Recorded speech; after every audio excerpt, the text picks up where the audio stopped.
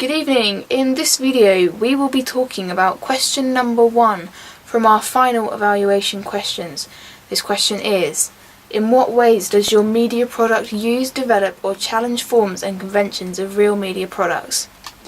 Chantage both develops and challenges the existing media conventions and forms. Throughout this video we're going to be watching Chantage. As I watch it and you watch it in around here somewhere, whether it's there or there, who knows. So we're going to be going over that, and then throughout the points in the film where I see something that challenges or develops, we'll stop and we'll go over it. So here we go. Okay, so we're now just getting ready to watch the film, and we're going to see what challenges and what develops. So the first one that you can see from the very beginning is the fact that the film is in black and white, and as my research showed, pretty much all film noirs were in black and white, where it challenges the typical film noir conventions and forms, as we're actually shooting in daylight, which is not very common in film noirs. Like, it does happen obviously because you have to show it as night and day, different days and whatnot, but we actually started the film off at daytime just because it was so hard to get our actors to get together and to be available at the same times. It was all very stressful, and so one of the only times we could do was during daytime, so we just went with it. It didn't really make that much of a difference. It just shows that it progresses from the morning to the evening and then it carries on. So that's one where it challenges forms and conventions. So the typewriter font shows that although a lot of other things in our film are new, modern, there still is a link to the past of the older, kind of more classical style. So one thing to point out here is the technology that we use in our film. So in the film there is all current modern technology of 2016, as it was quite hard for us to get our hands on old style phones, typewriters, as this also, not only was it easier for us, it also helped to challenge the traditional film noirs that were made in the 1940s, 1950s, that had all the old-fashioned kind of equipment, because obviously it was made in that time. This is where it becomes apparent that Evelyn is obviously the good character, and she's wearing light colours, flowers, she has very little makeup. She looks very pleasant, and this is where another development of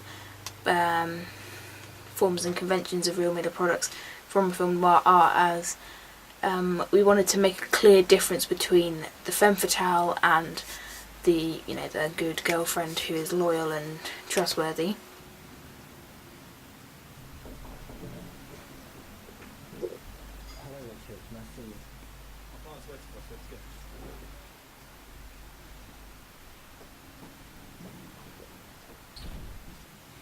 We, as many film noirs in the 1940s, kind of 1950s area, a lot of them were based upon men who were working, and so we wanted to represent this fact, in fact, through their costume, to show that they are professional solicitors. And so we use suits, which are a very typical convention of film noir, and so the fact that they're wearing suits kind of resembles the fact that they're businessmen, which is very common in film noir. And so this is another example of where we developed film noir forms and conventions. Close-ups and tracking shots is very common in film noir, so this was a perfect example to get a tracking shot and a close-up in. It kind of adds to the tension, because you don't really know why Vivian is chasing after Ernest.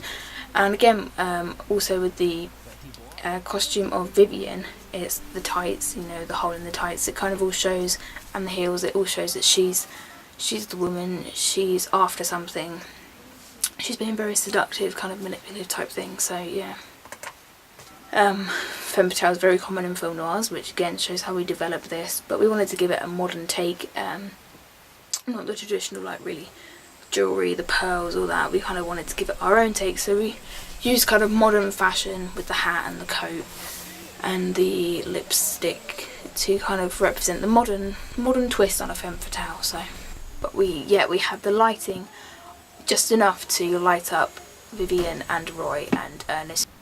So in that scene, it's made very obvious that Vivian falls to the ground, and she purposely does it, because we know that she's purposely doing it because she's using Ernest to kill Roy so she can get money. Well, in the multiple scenes that you now see of a phone call between Ernest and Richard, you see a very contrasting dark versus light.